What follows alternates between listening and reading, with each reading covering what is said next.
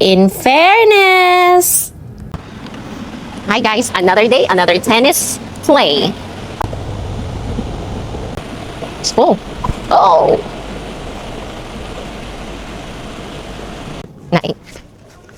Nagkakanta ulit si coach. Hi po, coach! Rally? Halika mo. Nice. Fresh.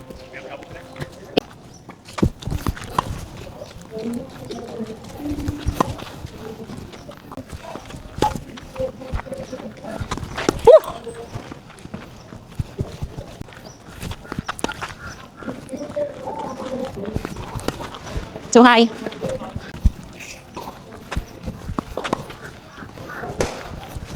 Woo! Woo! Hindi umabot. Taas. Woo! Bilis.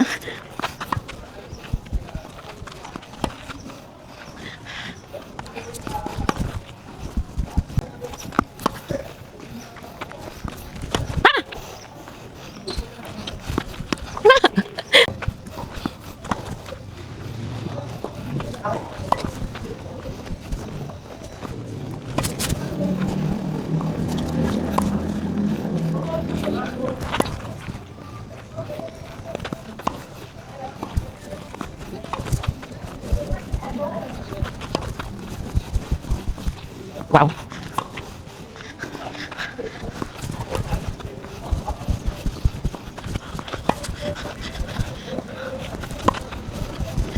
Wow. Break. We finished the 30-minute rally there. Round 1. Let's see. Kano pa ang itatagal natin for round 2. Are you interested in round 2? Hadali. Hindi ako dead ma. Okay, let's go. Tara, Mac. Ang kalaro ko. O, dito naman ako para maiba naman. Si Mac muna ang kalaro ko. Oh! Oh! Hindi kinaya. Okay. I just discovered today, matagal na sa akin tong Garmin na to, Epix Pro 47mm. Tinatrack ko yung number of calories na nababurn ko per day. So yesterday we burnt 2,020 calories. And right now, nakakadalawang rally na ako.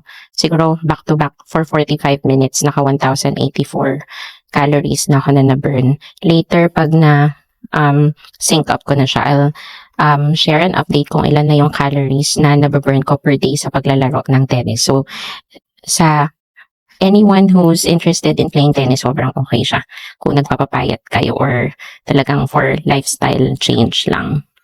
Ayan. So, yeah. Later, round 3 of our rally.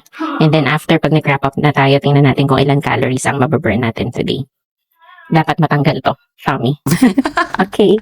So, dahil mainit na naman, so nagpa-practice na lang muna kami ng forehand and backhand na strike namin.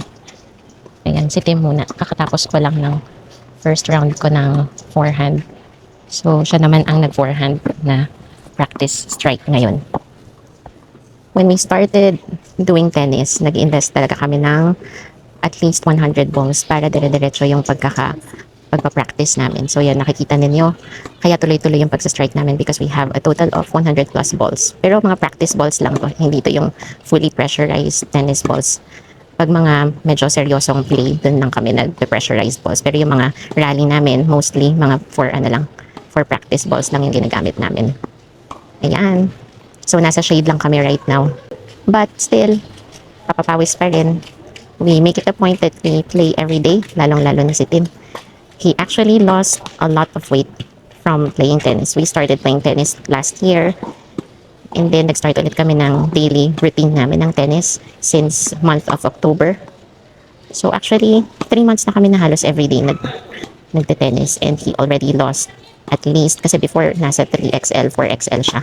Right now, yung shirt na suot niya, ano na lang yan, 2XL. So, 2 sizes na ang na-lose niya from playing tennis every day. Let's see after 1 year kung hanggang saan ang kayang malose ni Tim. Actually, dati hindi na niya masuot yung shirt na yan before. Sometime in August, September of last year, hindi yan kasya sa kanya. Nasuot niya lang ulit yan ng mga December 2025 up to this year. So, very proud siya. Kasi, ang laki na nang na-lose niya so far. Round 3 ng rally tayo. Ang kalaro ko ulit si Makmak. Hindi na kinaya ni Tim. Pagod na. Okay. Ay, uminit na kay Makmak.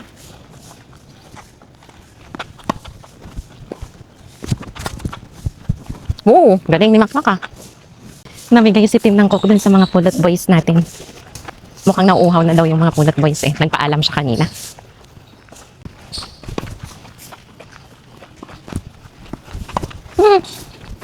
Wow!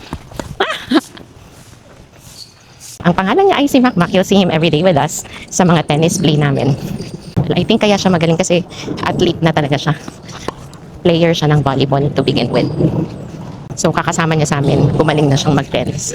Siya ang aking kalaro at karally ngayon. Actually, nung una siyang sumama sa amin, di yan marunong mag-tennis. Pero ngayon, galing na. Oh. Napupuntusan na niya ako. 2:39. We're good. After this, we'll go home and go change again.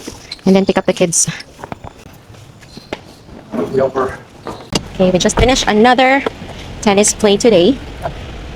We did like 1 hour and 45 minutes today. So, it's good. Good workout. How are you feeling, Daddy? Oh, good. Okay. Good workout. Daddy, what do you want to have for lunch? So that we can... Same as yesterday. Okay. Hi guys! So, nakapagpalit na tayo, nakapag-change na tayo ng clothes into fresh clothes after our tennis play this afternoon. So we, as I have mentioned, naka 1 hour and 45 minutes kami sa aming game, sa aming tennis rally and some practice sa aming strike. And so, ngayon, we're on our way to pick up Timmy and Philip. Nakikisagot ang ating camera. So, we're on our way to Timmy and Philip's school. We're gonna pick them up. And after that, we're just gonna pick up some stuff for our kitchen. We're getting low on the salami, some of our cold cuts for the kids and Tim's sandwiches, and then we're also gonna stock up on our fresh milk or full cream milk for the coffee. Medyo matraffic ngayon kasi sunduan ng mga bata sa school. So, ayan. We're trying to pick them up at a later time para hindi ganun ka-traffic. Pero surprisingly, right now, matraffic pa rin. Okay, so slowly but surely, we're getting there. So, we're leaving time for Timmy and Philip to play with their classmates sa waiting area. They actually like it kapag medyo late kami kasi nakapaglaro sila in nakikipag-bonding sa kanilang mga classmates rather than kapag eksaktong on time yung pagsundo namin sa kanila. Yun, kasi wala daw silang time to have some bonding time with their classmates. So this is just the right timing. Ayan, pakita natin later kapag nandun na tayo. We're here! O daddy, lalababa ka na naman, hindi pa ako tumitigil. Excited? Hi, Timmy!